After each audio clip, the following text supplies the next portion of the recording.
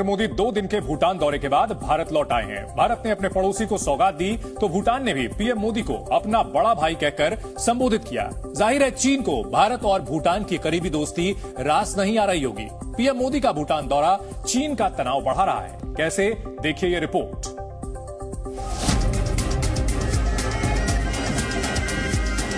भारत और भूटान के संबंध जितने प्राचीन है उतने ही नवीन और सामयिक भी है।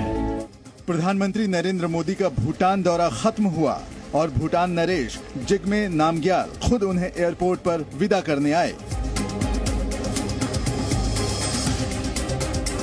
भूटान की मेहमान नवाजी पर प्रधानमंत्री नरेंद्र मोदी ने एक्स पर लिखा, मेरे दिल्ली लौटते समय भूटान के राजा जिग्मे खेसर नामग्याल वांगचुक के हवाई अड्डे पर आने के विशेष भाव से मैं सम्मानित महसूस कर रहा हूं। इन तस्वीरों और भूटान के राजा के हाव भाव को देखकर चीन को बिल्कुल अच्छा नहीं लग रहा होगा, क्योंकि यहां से भारत और भूटान की दोस्ती की नई कहानी लिखी गई है। आपको बता दें कि प्रधानमंत्री नरेंद्र मोदी को भूटान ने order of the drug Gyalpo से सम्मानित भी किया है। साथ ही यहां के प्रधानमंत्री टोबगे ने पीएम मोदी को दोस्त और बड़े भाई कहकर भी संबोधित किया। दरअसल भूटान भारत के भरोसे पर खरा उतरने के लिए भारत के हितों को हमेशा से समझता रहा है। वह चीन के दिए कई ऑफरों के बाद भी उसके चालबाजी वाले प्रोजेक्ट BRI से दूर रहा है। इसको ऐसे भी देख सकते हैं कि भूटान भारत का वो पड़ोसी देश है जो चीन की इस चालबाजी को समझता है। भूटान को अच्छे से पता है कि भारत ही उसके हितों की रक्षा कर सकता है, इसलिए पीएम मोदी की 2 दिन की यात्रा को भूटान ने पूरी गंभीरता से लिया है। मुझे विश्वास है कि आपके नेतृत्व में भूटान टेक्नोलॉजी, इंफ्रास्ट्रक्चर और मैन्युफैक्चरिंग में नई ऊंचाइयां छुएगा।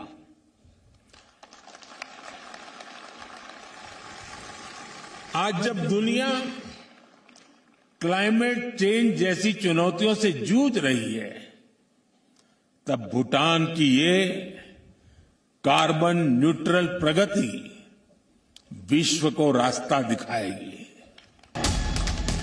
वैसे एक समय ऐसा भी आया था जब चीन भूटान पर दबाव बना भारत से दूरी बनाने की कोशिश ज्यादा ही कर रहा था, लेकिन भारत और भूटान को करीब आने से वो नहीं रोक पाया।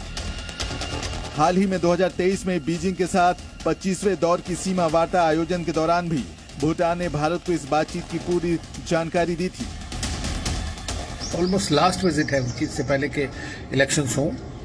उन्होंने चुना कि भूटान जाने के लिए। इससे एक सबसे बड़ी बात ये जाहिर होती है कि हमारे रिश्ते भूटान के साथ बहुत ज़्यादा इम्पोर्टेंट हैं, और इसीलिए वहाँ पर जिस तरह का उनका स्वागत हुआ, जिस तरह के एग्रीमेंट साइन हुए, जिस तरह के प्रोजेक्ट्स इनॉग्रेट हुए, ये सारे बहुत इम्पोर्टेंट चीज़ें हैं और ये बायलैटरल रिलेशंस के लिए बहुत ज़्यादा मायने रखती हैं। दूसरी ओर भारत के साथ सीमा पर निर्माण कार्य को लेकर भी वो गंभीरता से विचार कर रहा है। हालांकि भूटान की नजर इस बात पर भी है कि चीन कहीं उसके खिलाफ कोई साजिश न रच दे। चीन और भारत के संबंधों के बीच में भूटान की एक भूमिका है, और चीन जो है वो उसको हर जगह अपना कंट्रोल करना चाहता है। चीन और भूटान के बीच कुछ डिस्कशन चल रहे हैं, तो भारत ये बताना चाहता है कि उनकी जो संप्रभुता है, उनकी जो टेरिटोरियल सॉवरेनिटी और इंटेग्रिटी है, उसमें भारत हमेशा उनके साथ खड़ा रहा है और खड़ा रहेगा। और यही बताने का प्रधानमंत्री का पूरा प्रयास है, और मैं समझता हूँ कि उनकी डेवलपमेंट में, कैपेसिटी बिल्डिंग में और हर चीज़ में भारत का बहुत बड़ा योगदान रहा है। आपको बता दें कि भारत की हमेशा से चीन की चालाकी पर नजर रही है, क्योंकि भूटान चीन सीमा पर कोई भी समझौता भारत भूटान चीन ट्रांजैक्शन पर डोकलाम क्षेत्र की स्थिति को प्रभावित कर सकता है।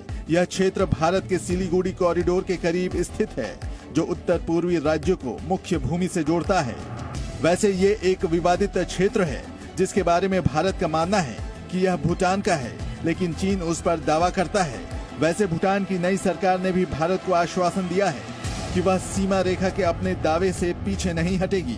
जैसा कि भारतीय अधिकारी पश्चिम में डोकलाम से लेकर पूर्व में सेठ जंगला तक चाहते थे, भारत भी भूटान को अगले 5 साल तक 10,000 करोड़ रुपए की मदद देगा। ब्यूरो रिपोर्ट, जी मीडिया।